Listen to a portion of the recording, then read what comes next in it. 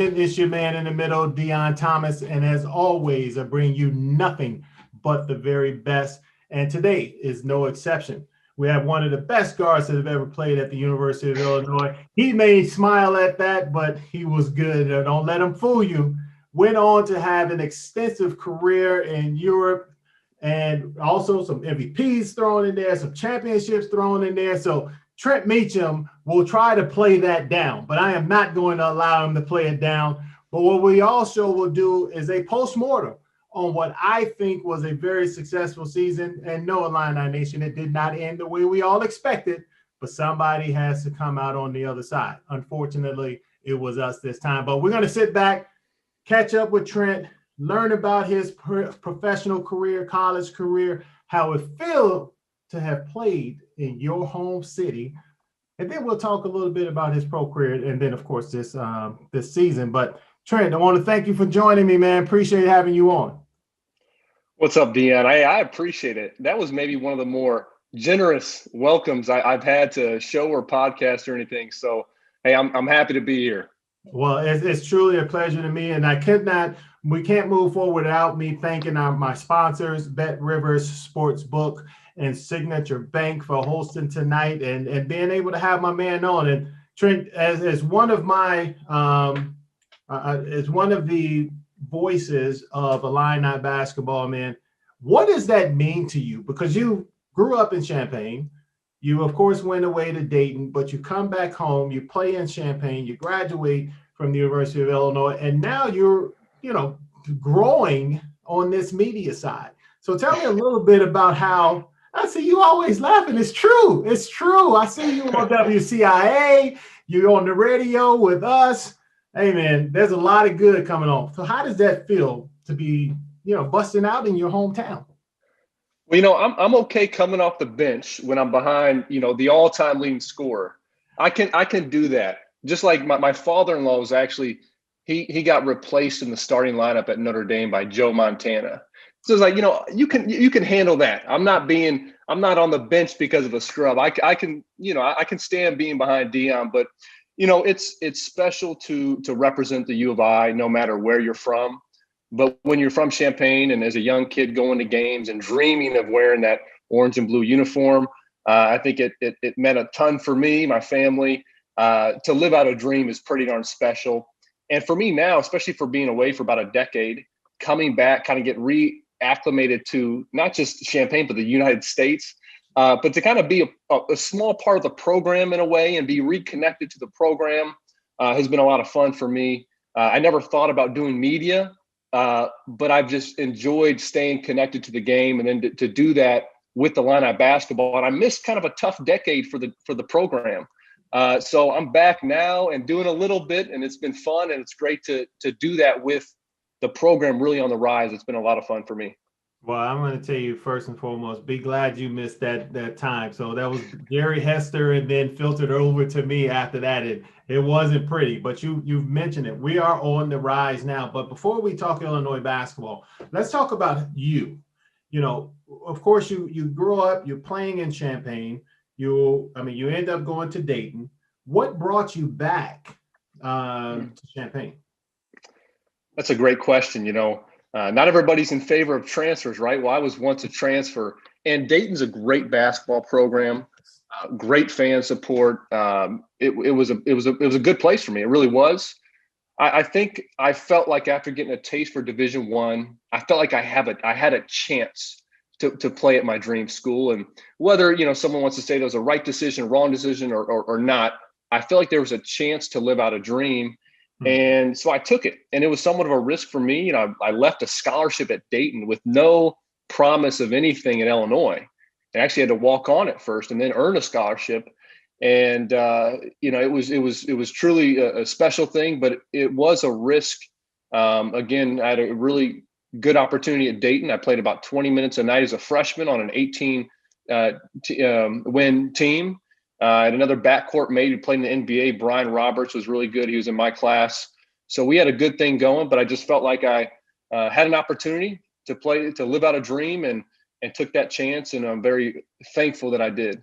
Well, I'll tell you this, as an 18-year-old, to really step up and, as you said, take that chance I mean, it took a lot in you. Who was the support system behind you that you worked with, talked to about making that decision? Because nowadays, you're right. Transfers get kind of a bad rep back then, and now it's becoming the new thing again with all of the NCAA rules. The rules changes that it's not really that bad.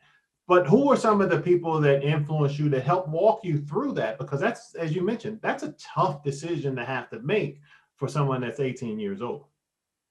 It's really tough, and I'm not going to advocate for every transfer. I think oftentimes it's wanting to escape or wanting to thinking the grass is greener. And but for me, that was not easy at all. I didn't really consult with a whole lot of people. I think kind of dating back, first of all, Deon, Bruce Weber recruited me lightly out of high school. I'm a local kid. I didn't play at all my sophomore year of high school. I was hurt. Kind of got back into form junior year. Had a really good summer heading into my senior season. Quanzo Martin, Tracy Webster recruited me at Purdue University, and it was close to going there, but chose Dayton. Really, Coach Weber at the time had offered me to walk on for a year and then get a scholarship. And I was probably a bit impatient at 17, 18 years old. I wanted to play right away. They had Darren, these guys. Sean Livingston was, from Peoria, was maybe, thinking about going there. And he was, he's an NBA level player. I wanted to play, so maybe I was a bit impatient. But after just going through a year of Division I basketball and thinking, hey, I can compete at this level. I want to go for this. And it was really just, it was my decision. Nobody was like, hey, you got to come back home. I mean, I don't think it was really on anybody's radar. First of all, I wasn't that good to think like, oh yeah, Illinois got to get you here. I had a decent freshman year, but nobody really pushed me at all.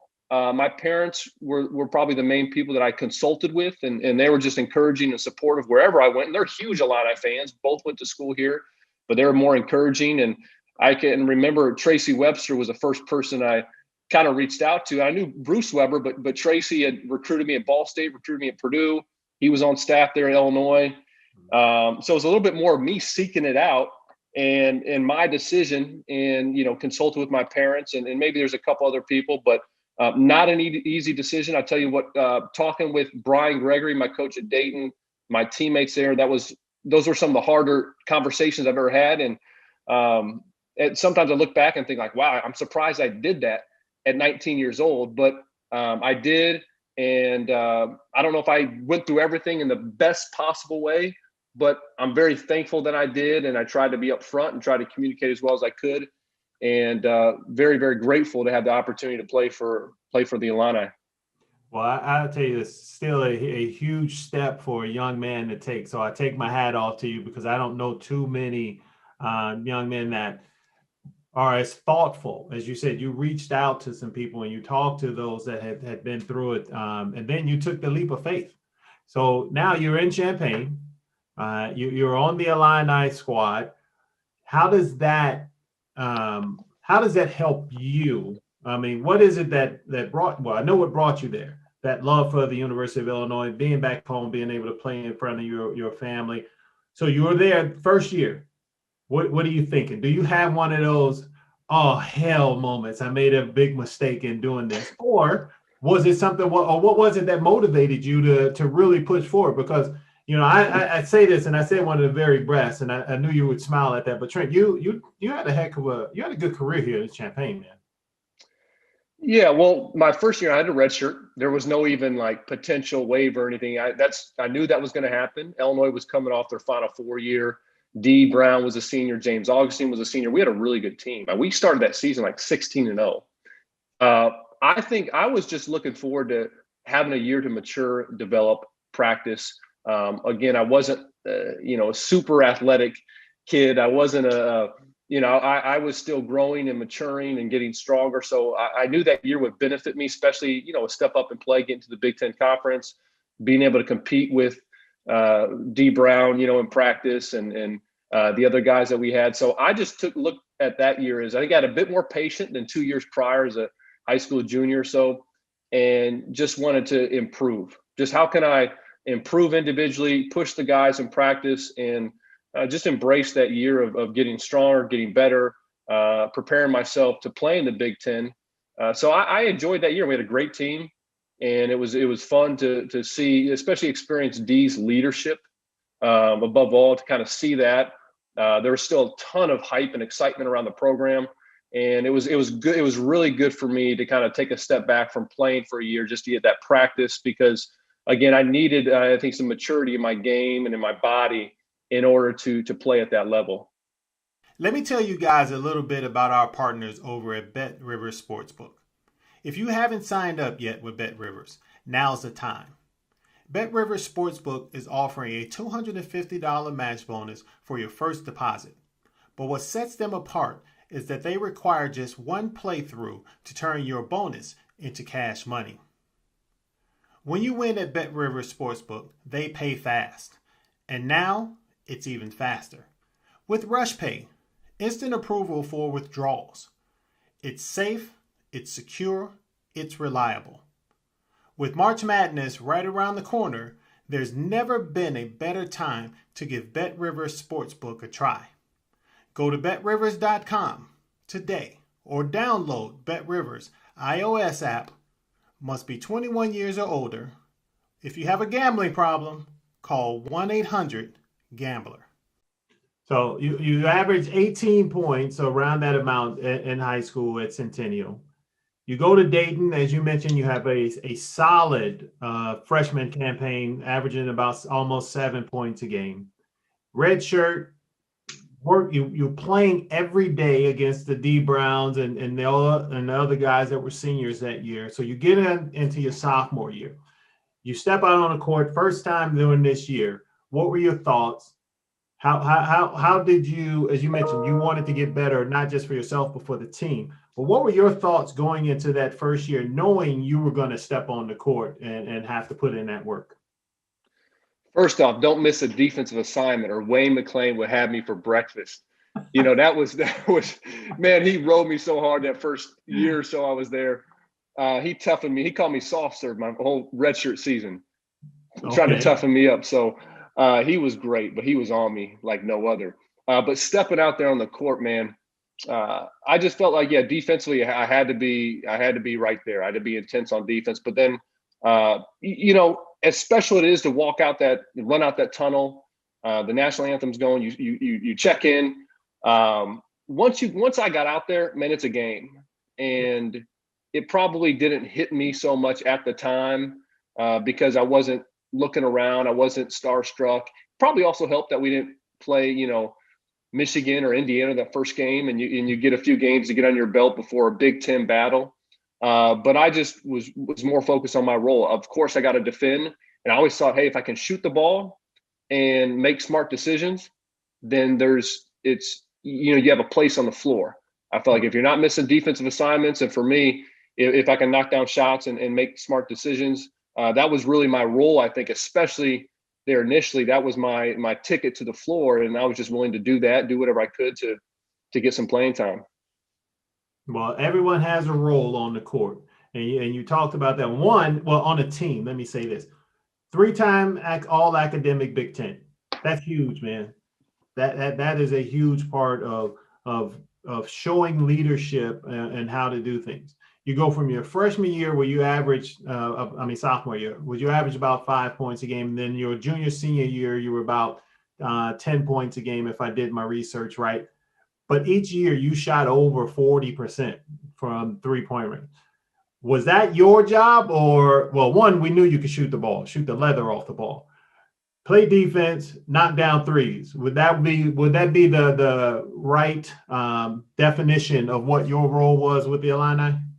Well, everybody had to play defense with Coach Weber, and I think that's the same with Coach Underwood too. So for sure, defend, make shots. Man, my junior year, we had nobody that could shoot the ball except for me.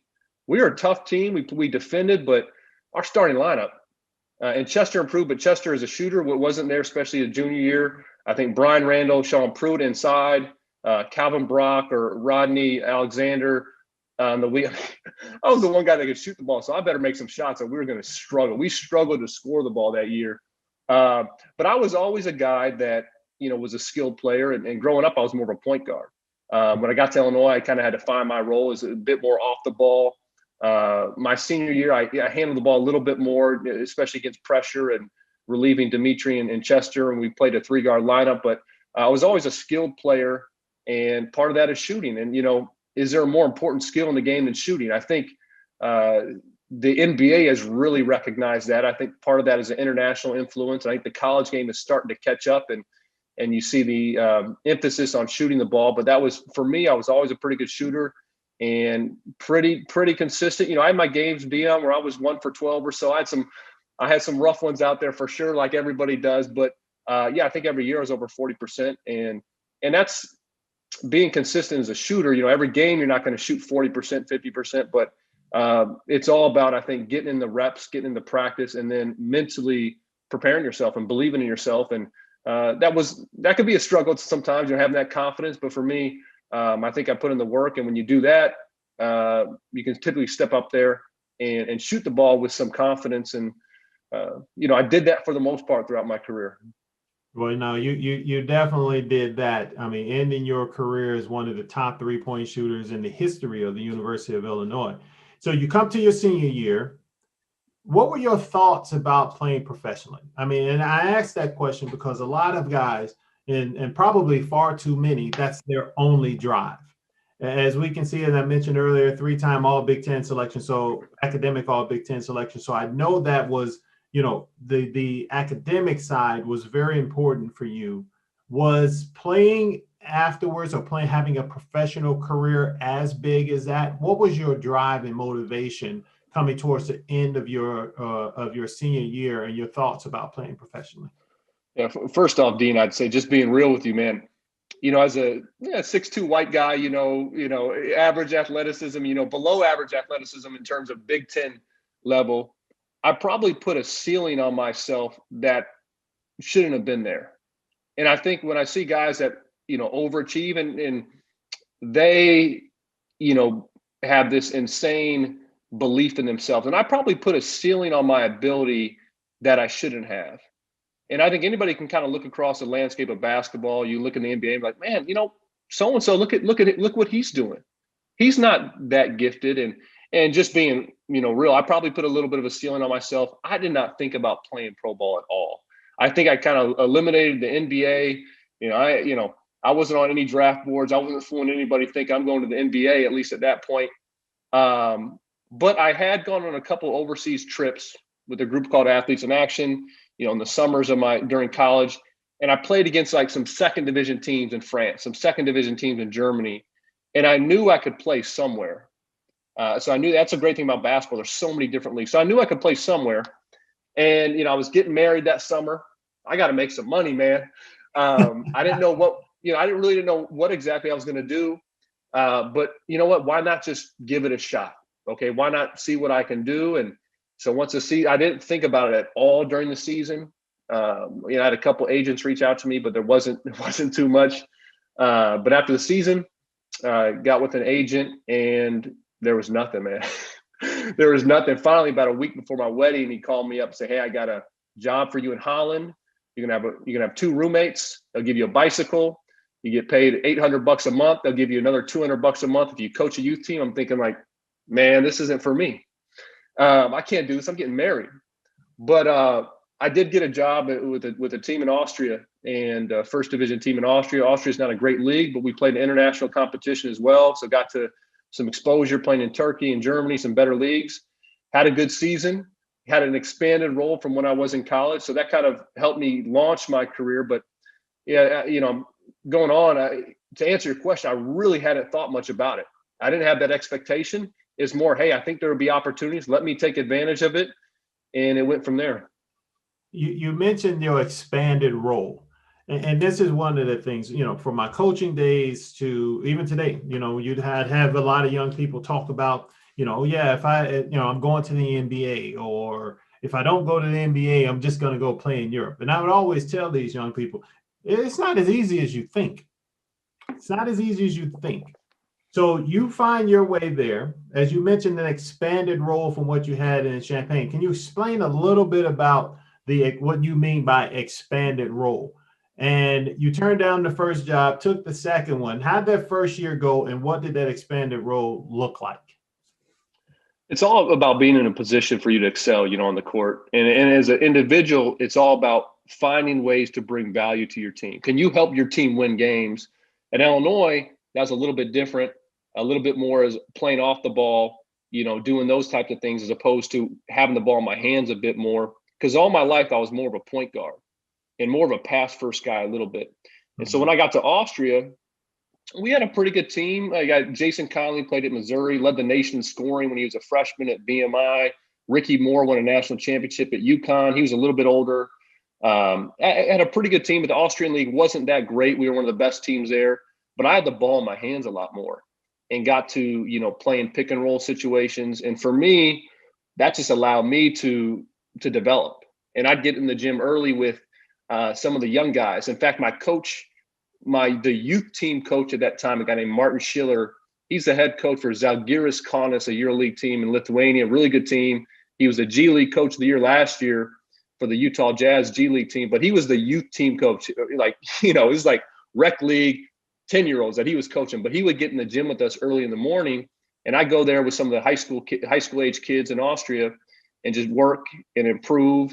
And one of the best things for a player is to have responsibility, to be able to get reps in. And that was all expanded for me. So I had an entire year of, Illinois is rare that I would take 10 shots in a game. Now I'm taking 10 to 15 shots every night. Average, 15, 16, 17 points a game, was facilitating more. And that was the best thing for me. That was probably better than if I were to go to a higher league initially, but maybe not have the chance to have those reps and that responsibility. So that was really springboard for my career.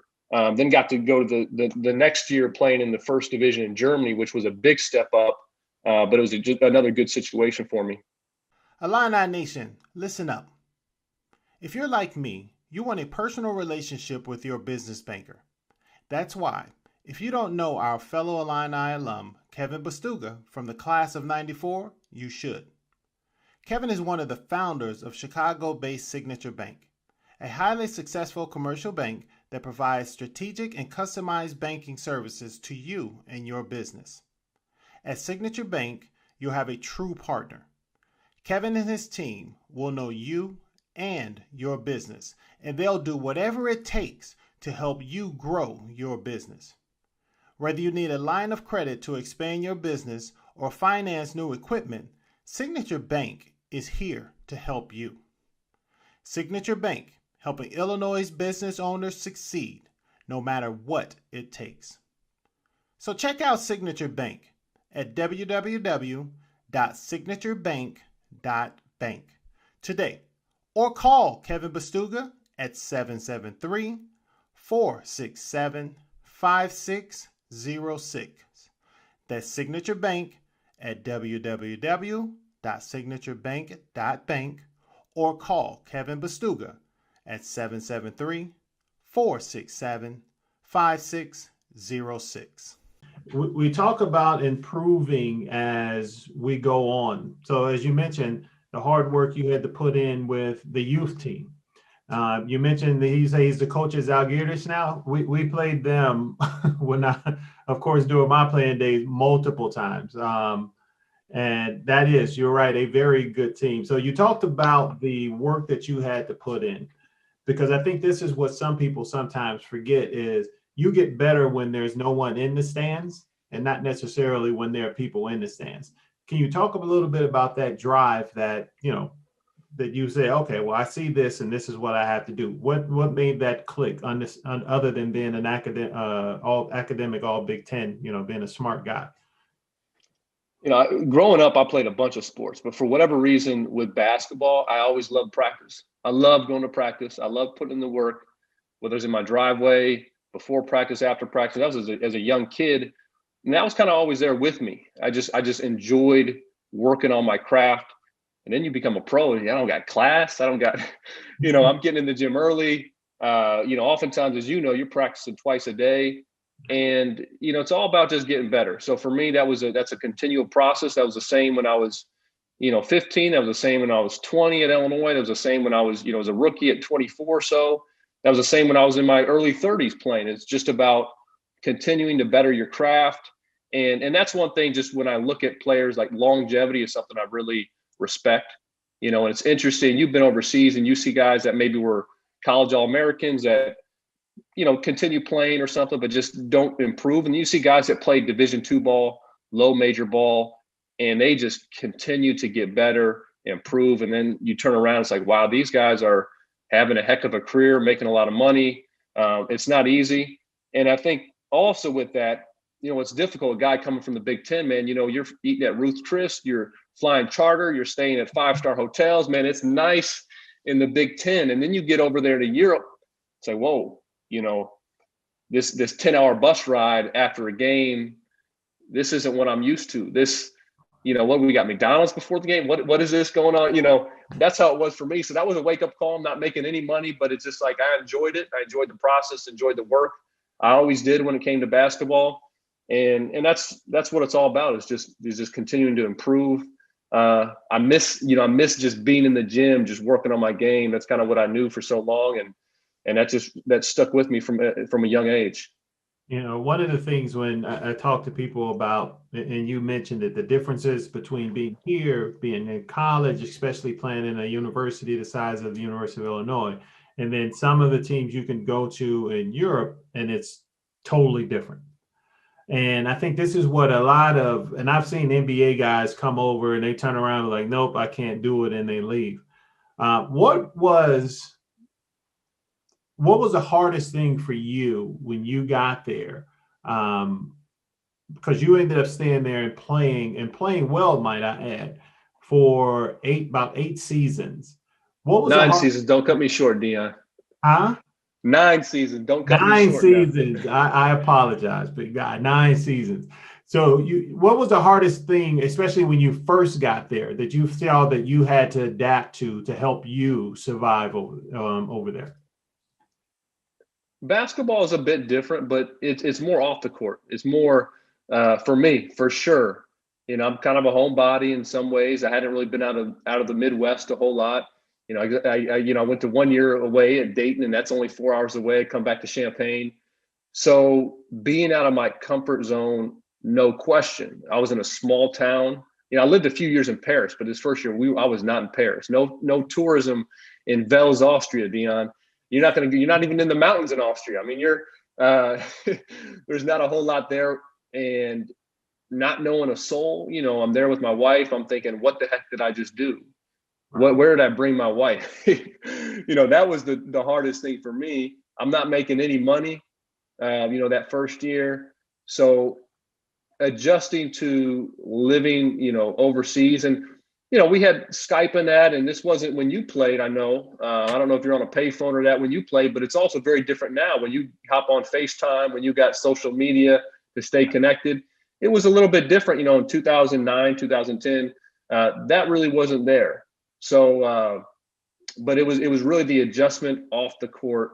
Playing was a little bit more like, okay, I know this. Yeah, there's some rules. They got called for traveling because I got to put the ball down right away, off the triple threat. But playing was what I knew. It was more off the court and getting adjusted, and that's a process. I know a lot of places they don't take rookies.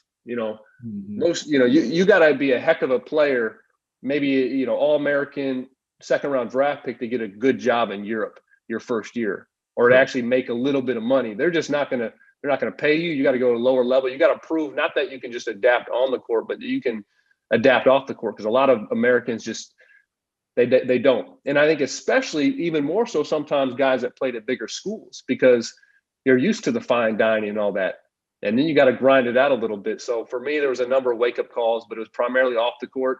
And honestly, it took me a couple of years to really appreciate. Oh, I kind of appreciate some of these differences. I kind of appreciate the slower pace of life. I kind of appreciate the different cultures, kind of how they interact. And that took me almost 3 years to maybe really embrace that. And it's interesting because once I did, my career took off to another level.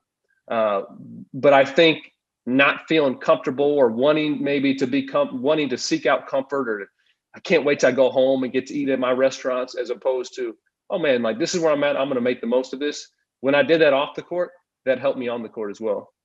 And I'm glad you said that, because that has been one of the biggest things. It took me a couple years to really settle in as well. Even though that first year, unlike you, I mean, I was in a bigger city in Spain and near Barcelona. So, but it still took me a time to adjust, because, like you said, I had the American mentality. I wanted all of the stuff the way I wanted it, the way it had been. And once I got beyond that and really started to open up myself to the culture, the people, again, I had two television channels in English. I had CNN and Eurosport.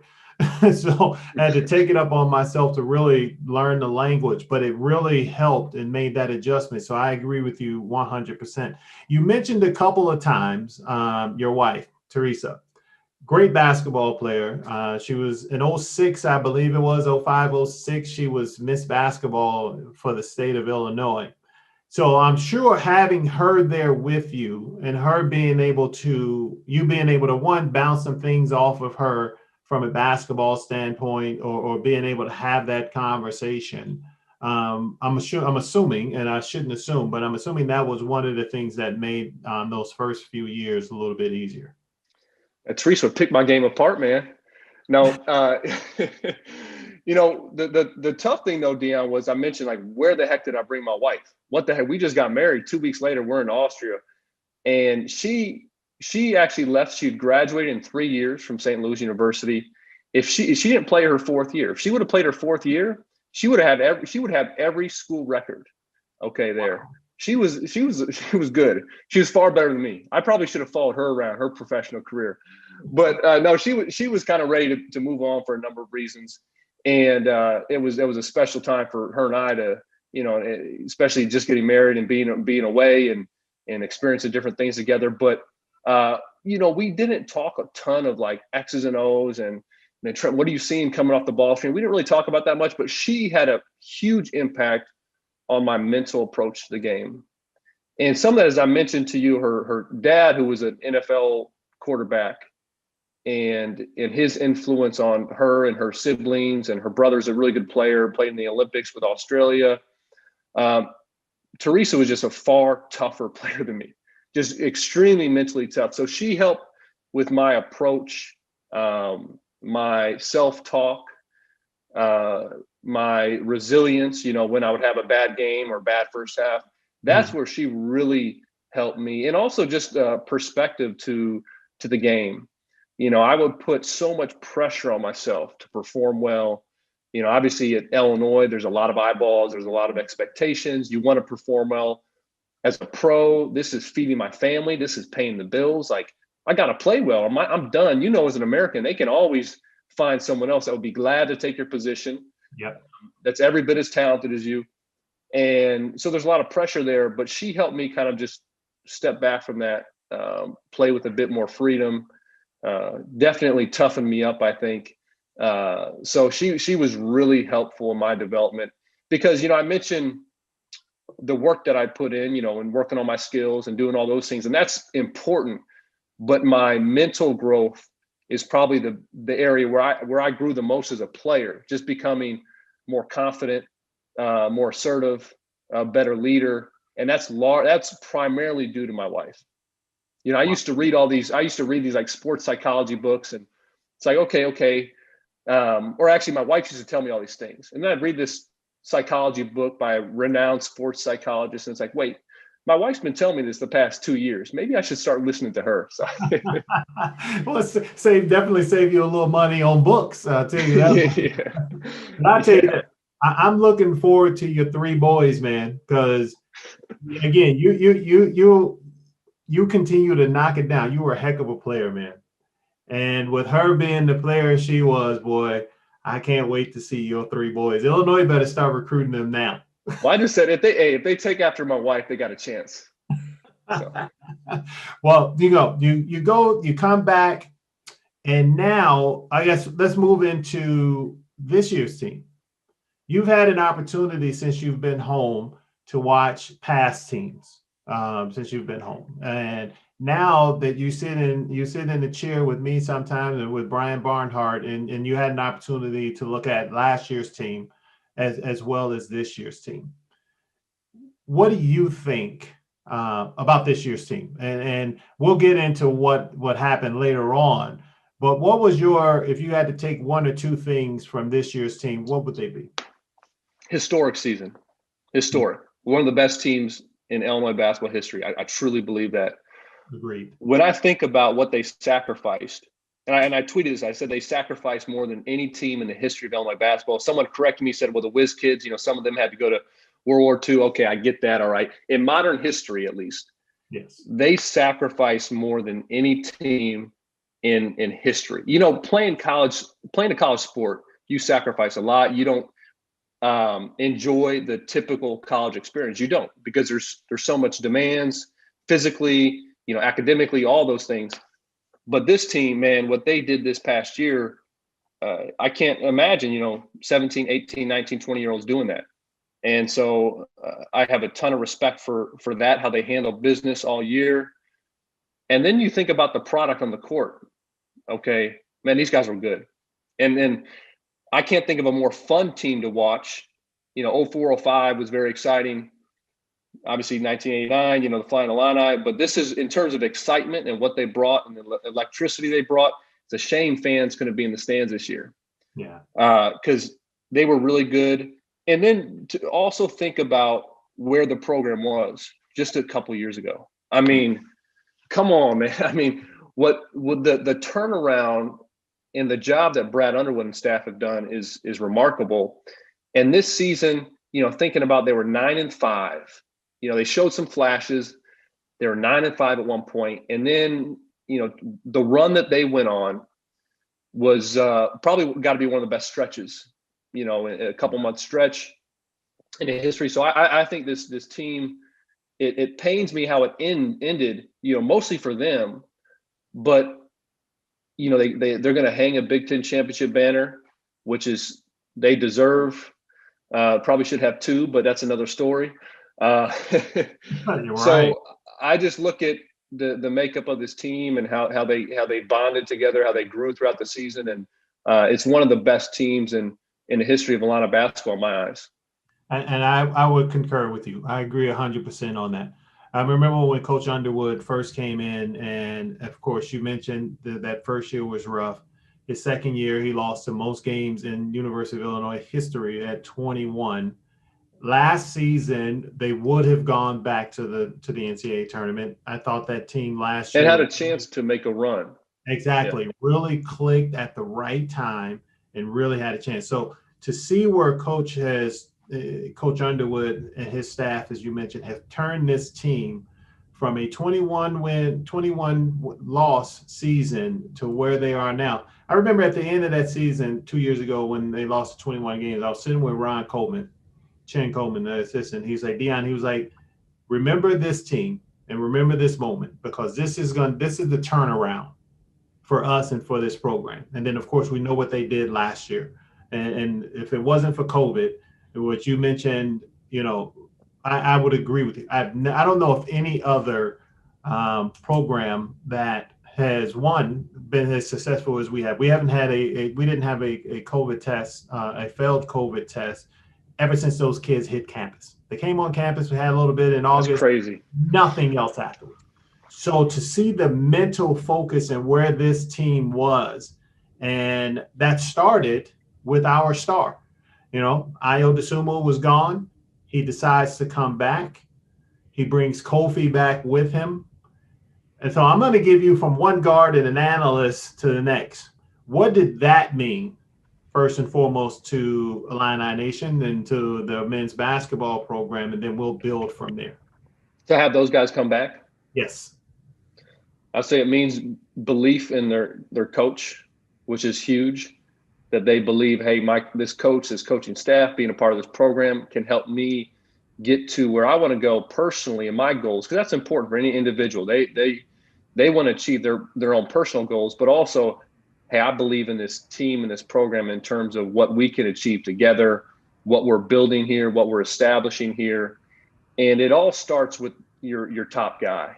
The character of your star is hugely influential on the rest of the team. And Ayo Dosunmu, his professionalism I mean, he's a pro in how he approaches things, and you know him better than I. You've been around a bit more than I, but from what I observed, his demeanor, his work ethic, his leadership, he's a pro, and I think that just bleeds over to the rest of the team, and that sets the stage for everyone else. And it seemed like because Io's doing that, nobody else really has a choice. Right. And from there, whether it's off the court, whether it's on the court, everybody just falls in line. And then, you add in Kofi, and I love his demeanor. And his development has been fun to watch too. You think about his development. I mean, that's been fun to see. And I can imagine for you as a fellow big man, I don't know what it's like to dunk on somebody. Okay. Maybe in the layup lines. I know what it's like to dunk in the layup lines. That's about it, Deon. But just to see his development, his trust in the coaches, his approach to the game, it is fun to watch. And I think for the whole program, for all the guys in the program, it speaks volumes for future recruits. I think it bodes very well. So those two are two special young men that it's been pretty fun watching the past couple of years. Yeah, the development of both of those guys. And you're right. Ayo, when he decided to come back, to watch the work that he put in and his devotion to the game, it did. I think it spread throughout the not just the players. I think it spread throughout the staff as well. But, Chin knew that when they recruited him and when they brought him there. And that kid's first statement, I'm staying home because I want to help turn this program around, I think puts him up there in the echelon of great Illini players. It does. For what he did and what he accomplished. The development of Kofi, to watch a big guy develop so quickly was absolutely amazing. But I want to talk about two other guys.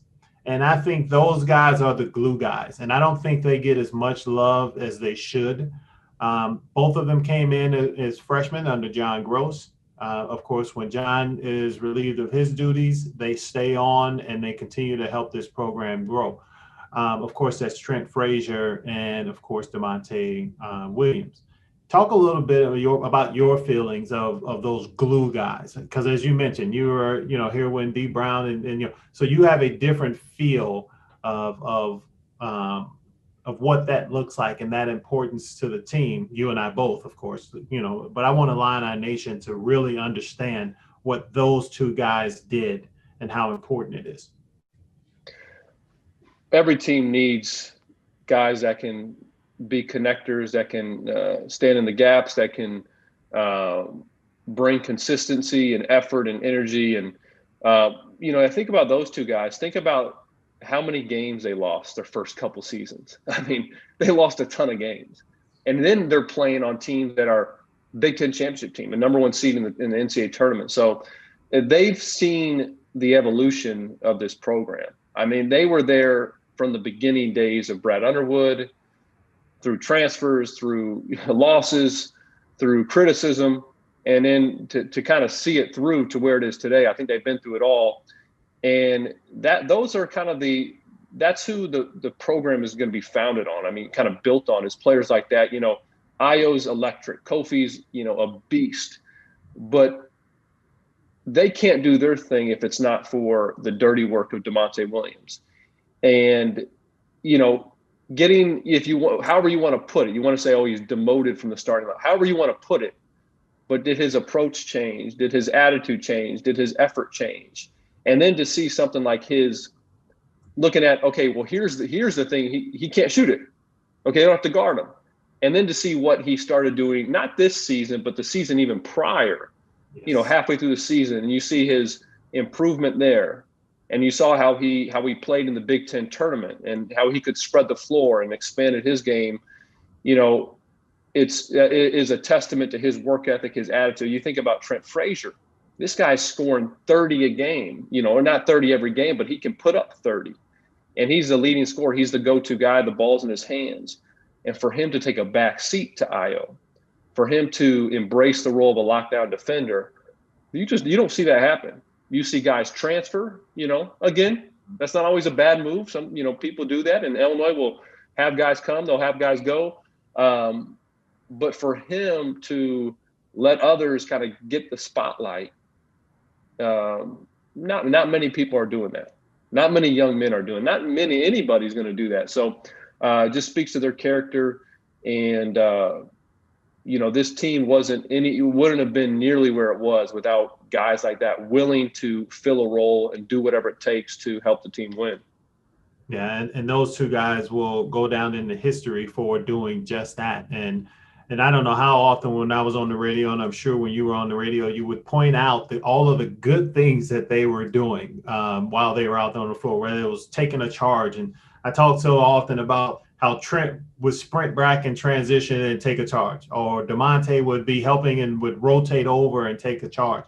Those things are huge, as you mentioned, for any program to be successful. But another thing that's huge for the program to be successful is recruiting.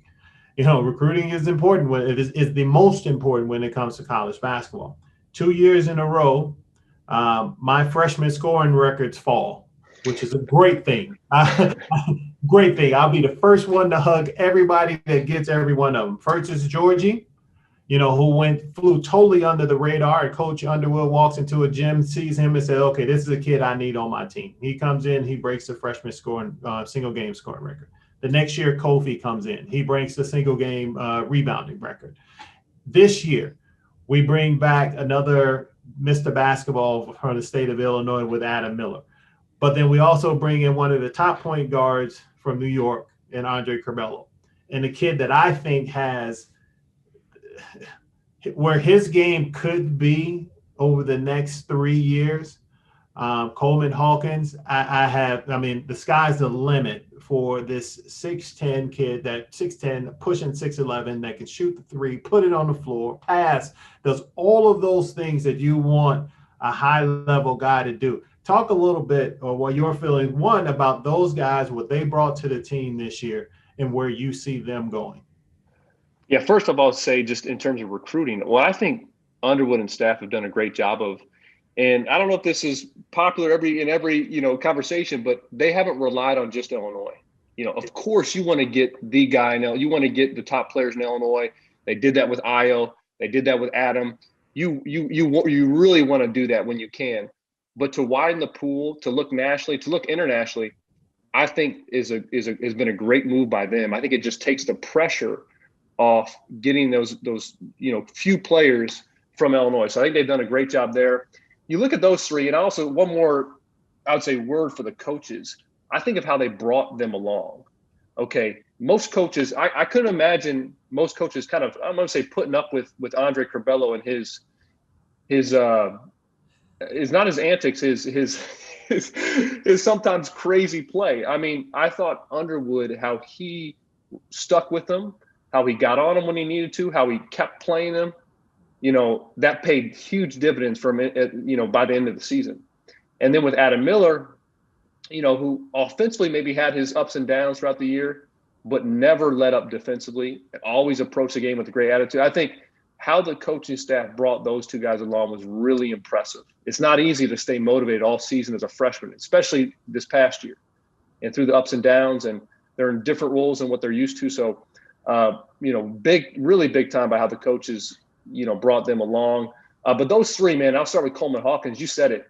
He's got the look of a pro. I mean, when he shoots that thing, he's got the prettiest shot on the team. Just fluid, effortless. You can just see his feel for the game is uncommon for someone that tall. How he puts the ball on the floor, how he passes. He seems like he's got good timing on defensively.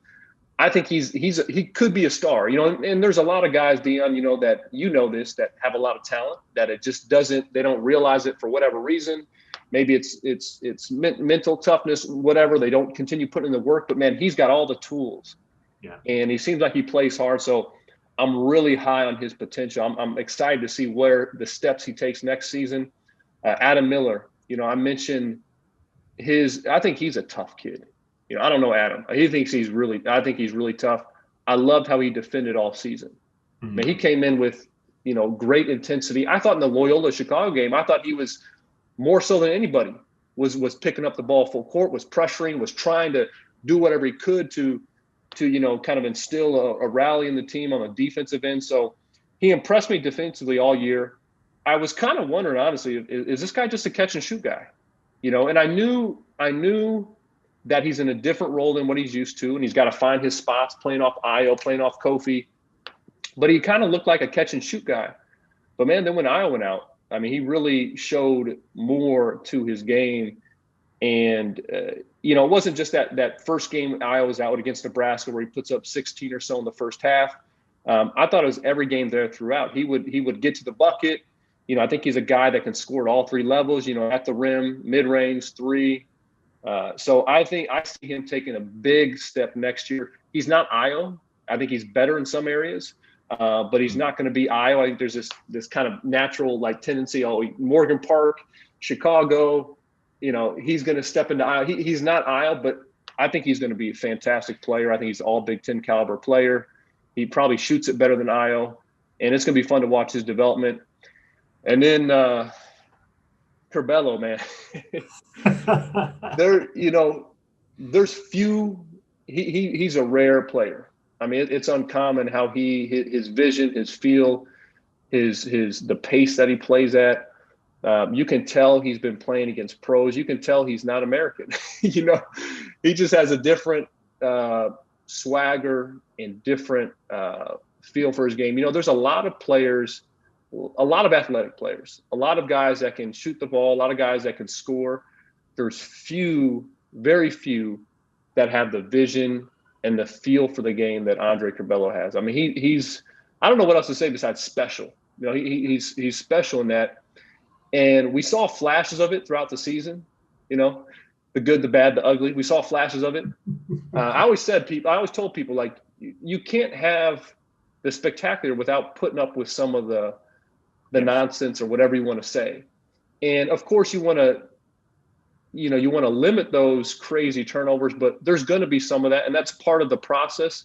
The best players are always going to turn the ball over the most. So he's going to have his fair share of turnovers, but man, was he good the past month.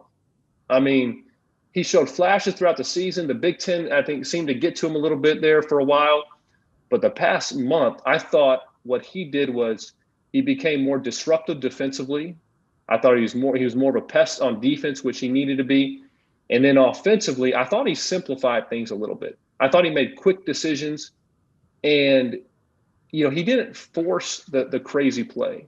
And I always think basketball is going to put you in positions where your reflexes are going to take over and his instincts are going to do something that nobody else would try or even see. And he's going to convert on those, but he doesn't need to force it, if that makes sense. And I thought he just simplified things, and it didn't eliminate his flair, but I thought it made him far more effective and eliminated a lot of the, crazy turnovers. So man, he's just fun to watch. If he improves his shot, which I think he will, look out. And I think he's maybe the most exciting player in college basketball next season. I mean, he's just fun to watch. I agree with you. I love your postmortem on those three players, and I couldn't agree with you more. I think Adam Miller steps in and he's going to step into that IO role next year. Andre Curbelo will be a lot better once he gets, as you mentioned, works on that shot, which he'll finally get an off season to do that. He'll be able to continue to work on his body and get stronger so he doesn't get bumped around when he goes into the paint the way he did a little bit this year. And Coleman Hawkins is going to benefit from all of that and being able to have that. So moving forward, I love what Illinois looks like. And if we're fortunate enough to get Kofi Cockburn back, I think that elevates this team back to where it was. I think it puts Kofi in the discussion for Player of the Year in the Big Ten as well as nationally. So, of course, I'm politicking to get him to come back because I also think it makes him better because he needs more seasoning. Moving forward with those three guys, the question mark for Kofi, of course, we got Luke Good coming in from Indiana. Ramesses Melendez coming in out of Florida, and we'll see what the other recruits are going to do. But I think those are two huge pieces that seem to be, well, Luke is already signed, but the other one that could push this team back into that status. Where do you see this Illinois team next year? Well, Deon, I hate to say this to you, it's a guards game, man. It's a guards game. I don't care how dominant the big men were this year. and you got Curbelo and Miller in the backcourt. I think they have the ability, I think, to be about as good as anyone. The 1 and 2, you would expect a pretty good leap from freshman to sophomore year. Is typically the year you see the biggest leap. So I think both those guys are going to improve, and that's a great place to start. If you have Kofi in the middle, I'm only imagining how many lob dunks you have from Curbelo to Kofi in there. So and I think Deon, man, if Kofi comes back, I think he's maybe preseason National Player of the Year. Yeah, I think he's got to be up there. I mean, he's so darn dominant. And, he could step on an NBA floor right now, I believe, and have an impact. Now, we'll see what happens, but he would impact the game, especially offensively. I mean, he's just too big, too strong, too powerful. But that'll be really interesting. So if he's back, look out. And if he's back, okay, I'll give it to you. Maybe it's still the big man's game, okay, for another year. But I look at that backcourt as a great place to start. I think this team is going to be going to have some athleticism and maybe even more size on the wing. That's one thing this year. I'd say we were a little bit undersized on that 3-4 position. Mm-hmm. Now you made up for it with great. I think when those guys really fought and played tough. But look at Jacob Grandison. I think he's a key piece. I loved what he brought. I think he fills in the gaps so well. Whether he spreads the floor, got a great nose for the ball and instincts on the boards, can guard multiple positions. So I've really, his experience, I think he's going to take another step and be a little bit more, provide even a little bit more punch offensively. So he's a big piece. Obviously, Georgie Bashanovili, he's proven himself, that he can do some things. If Kofi's not here, you probably, need another big too, and there's a transfer portal and there's opportunities to get a quality big because this team's going to be good. If I'm a big man, you got Andre Curbelo at the point. Man, come on, right, Deon? If I'm a shooter, come on, I think Luke Goody. It'll be interesting, the freshmen, just how they come on. But this team, again, starting with those two guards, is going to be, I think, very, very good no matter what. I'm really excited about Coleman Hawkins and his development, as we talked about, what he could do next year. So it's this offseason in college basketball is going to be bizarre, as you know. It's going to be bizarre for a number of reasons. Will Trent or DeMonte come back? Well, it's kind of crazy to think, but I think, the exciting thing for me is this team wasn't a one-hit wonder. If Io and Kofi aren't back next year, Io's not coming back. If Kofi's not back, the team's going to look very different. And I don't think they're going to have quite the firepower that this version did have, but there's a lot there to work with. That staff is recruited very well. And I think the trajectory of this program is on a great path. And so I'm excited to see however this team looks. I think they're going to be pretty darn good next season. I would have to agree with you on that. And this pains me to say this, Trent, but I agree with you. This is a guards game. Now, the big fellas are the anchor, and that's a pretty big doggone anchor to have in the middle. And I'm sure, and I don't know which direction right now the coaches are going, but I'm sure they're scouring the earth for another big just in case Kofi does decide to leave. And I don't think it'll be a Kofi Coburn because it's just not very many of them. He's one-on-one. Exactly. But you'll probably have some long athletic kid that can rim run. That they'll develop and get to be a better player. But I love the guards that we have. I love the wings that we have coming in because they're both in that 6'7", 6'6" to 6'8" range. As you mentioned, the size on the wings that can both really shoot it. So there's going to be huge parts for us. As you know, you should have been playing today. This is a 3-point shooter world right now, man. So that'll definitely add to us. I agree with you. The firepower might be a little different, but I still think we'll be a upper 70s to lower 80 point team. Probably first or second in the Big Ten again in scoring. Hey, if Curbelo's pushing that point, this team is going to put up some points. Yeah, that's fast right there. Because he's going to find you. Just have to be hands and feet ready because the ball is coming your way for sure. So, Trent, Let's talk about, we looked at it going forward. We talked about some recruits as much as we can. We talked about the direction of Illinois. What's going on with Trent right now? What's going on with Trent? Aspiring sports media player. There you go.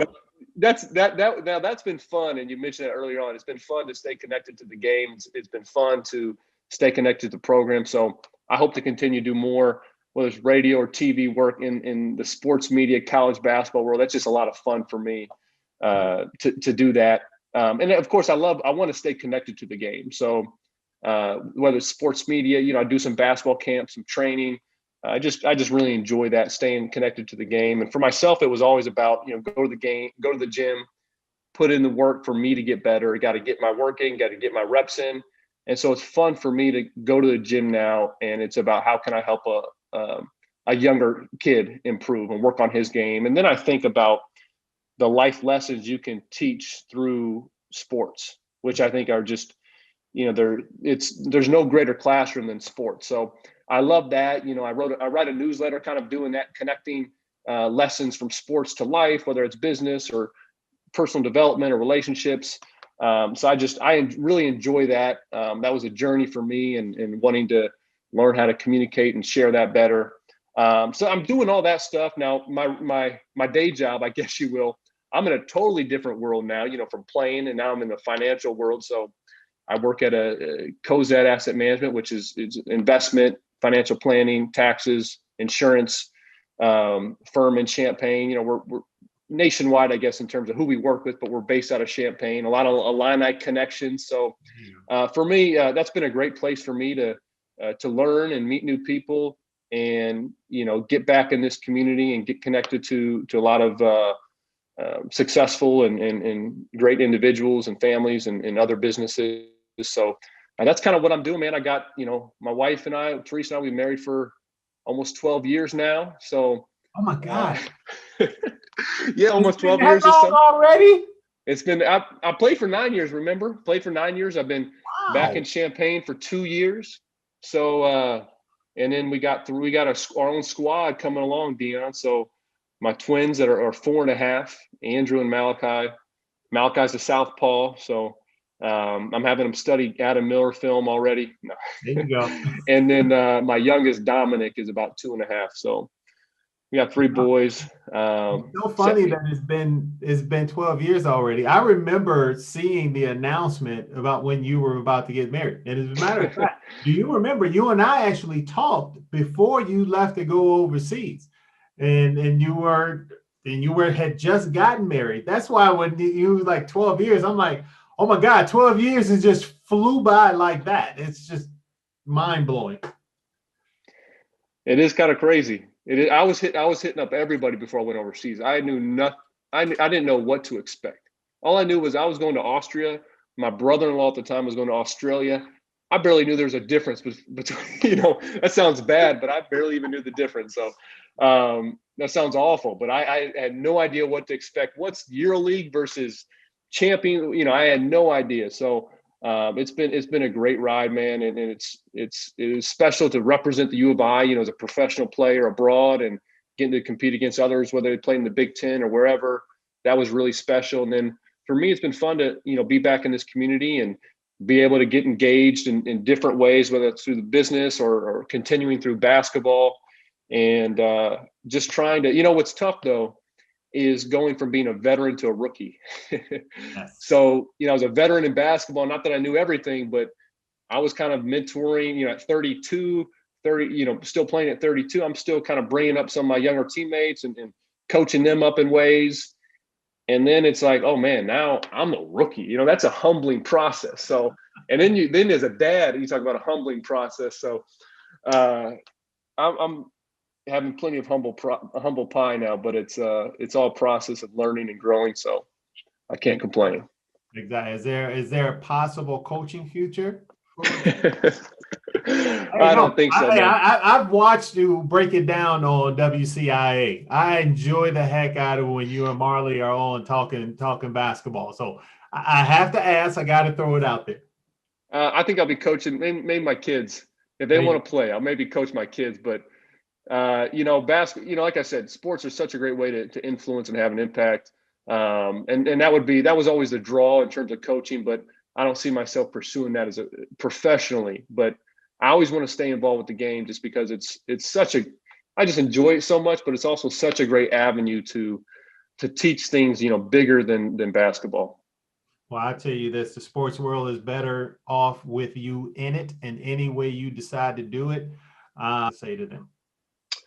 Wow, it's a privilege for this. Well, Illini Nation, it was an honor to represent you for a few years. It was an honor to represent you as a pro. It's special to be back and be connected to the program. And I would just say, Illini Nation, we should be very excited about the trajectory of this entire university, the athletic program. And I'm going to speak for basketball.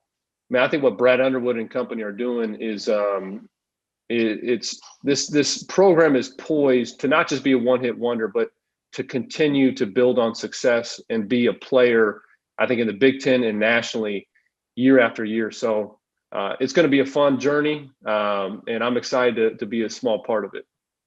Illini Nation, Trent Meacham. Trent, I appreciate you, brother, for joining me. As always, we're going to make this not just a one-timer. We're going to do something again later on in this summer for sure. But Illini Nation, thank you very much for joining me on Champaign on Ice. And again, I have to thank my sponsors, Bet River Sportsbook, as well as Signature Bank, for making this whole thing possible. And we're going to close it out. Love, peace, and hair grease. Thank you very much, brother. See you on Appreciate it, Deon.